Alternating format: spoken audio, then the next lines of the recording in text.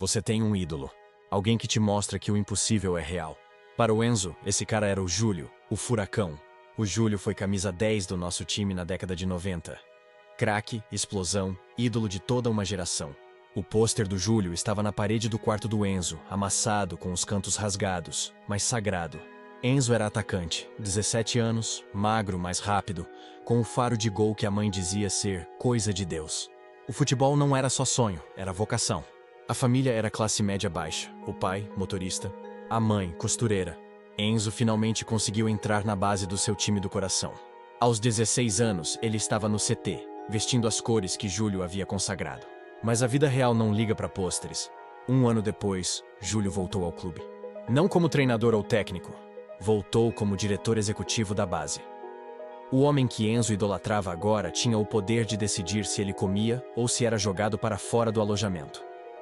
A primeira vez que Enzo viu Júlio não foi em campo. Foi em uma reunião fria, na sala de estratégia. Júlio era imponente. Terno caro, relógio de ouro, a voz grossa de quem comanda. O primeiro discurso de Júlio não foi sobre garra ou amor à camisa. Foi sobre perfil de mercado e custo-benefício. Ele falava sobre os garotos como se fossem ações na bolsa. A promessa era clara. Aqui só fica quem tem perfil vencedor. Enzo estava fascinado, mas sentiu um arrepio. Aos 17 anos, você sonha que seu ídolo vai te pegar pela mão. Aos 17 anos, Enzo descobriu que o craque de sua infância não era um herói. Era um empresário frio. A mão estendida de Júlio não era para dar a bênção, era para pegar a fatura. A desilusão foi imediata. O pôster na parede parecia rir dele. Mas o que Enzo não sabia é que Júlio não estava ali para buscar novos talentos. Ele estava ali para cortar quem não tinha empresário. E o nome de Enzo já estava na lista de descarte de baixo custo. A base virou um campo minado sob o comando de Júlio. Os alojamentos, que já eram apertados, 4 beliches para 8 garotos, ficaram piores. A comida piorou, arroz puro, frango de terceira. Mas a maior dificuldade não era a fome, era a tensão psicológica. Os cortes se tornaram semanais. Não eram cortes por falta de talento, eram cortes por influência. O corte era sempre o mesmo. Júlio convocava o garoto para o escritório. Dizia que ele era bom, mas não tinha o perfil certo, e o despachava. O boato correu à base como fogo. Júlio só mantinha quem tinha empresário de peso, ou quem estava disposto a assinar um contrato com o seu próprio sócio. Um sujeito obscuro chamado Dinho Enzo, que não tinha empresário, estava na mira. A cada treino, a pressão aumentava. Ele jogava com medo. Não medo do adversário, mas medo do dirigente. O seu ídolo estava assistindo, não para aplaudir, mas para te dar o bilhete de volta para casa. A solidão era compartilhada. Ele via garotos com mais talento que ele serem cortados por não terem perfil. Ele via o medo nos olhos dos pais. A quebra psicológica atingiu o pico quando o goleiro reserva, um garoto tímido de 15 anos, foi cortado.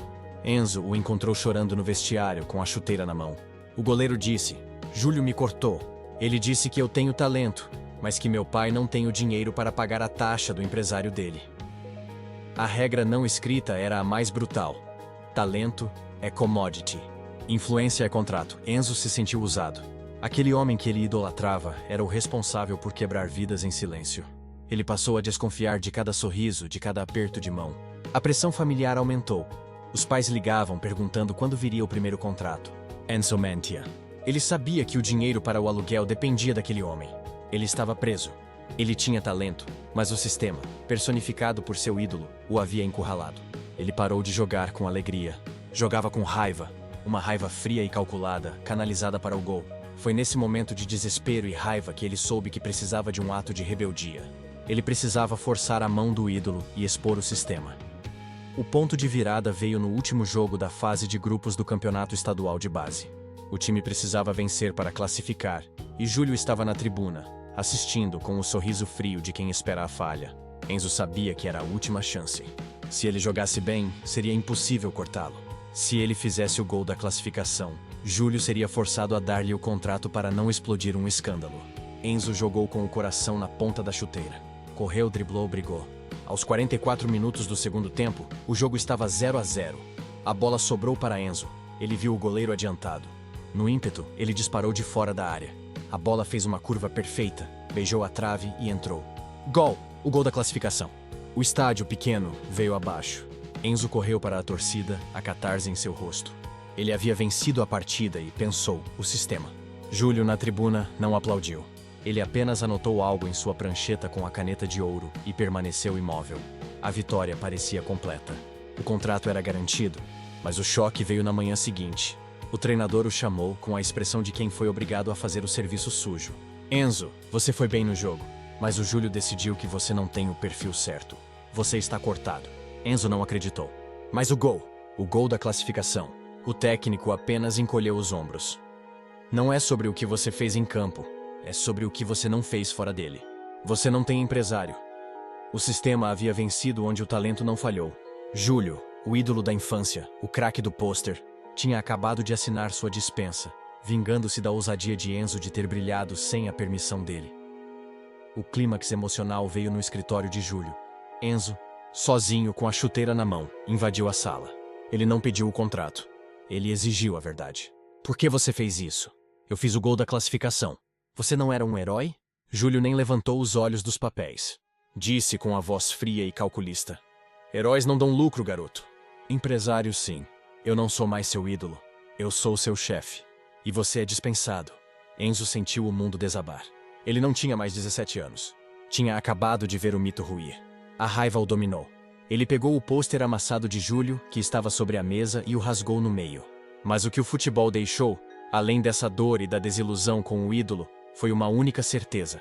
A paixão pelo jogo não podia morrer por causa de um homem. Enzo não voltou para casa imediatamente. Passou a noite no vestiário vazio, olhando para a camisa que vestiu pela última vez. A camisa que seu ídolo havia jogado. Ele pegou um pedaço do pôster rasgado e guardou na carteira. Um lembrete do que o sistema realmente era. Ele sabia que se tentasse o futebol profissional novamente, estaria na mira de Júlio e de seus comparsas. Ele trocou o sonho do gramado pelo curso de educação física. Ele tinha perdido o jogo, mas venceu a dignidade. A reflexão final foi profunda.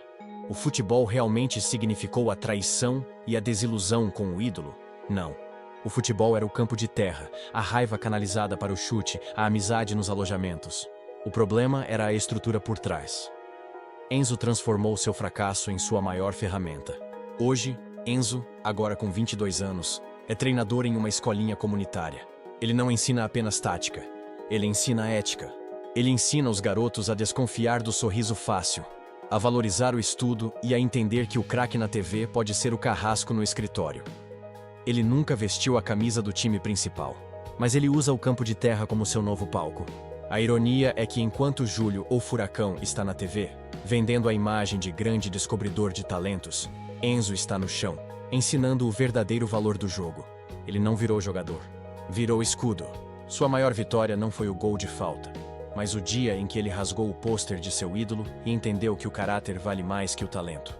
Ele nunca jogou ao lado do ídolo, mas foi no dia em que a lenda virou inimigo que Enzo descobriu que o seu único adversário de verdade não usava chuteiras, mas terno e caneta de ouro.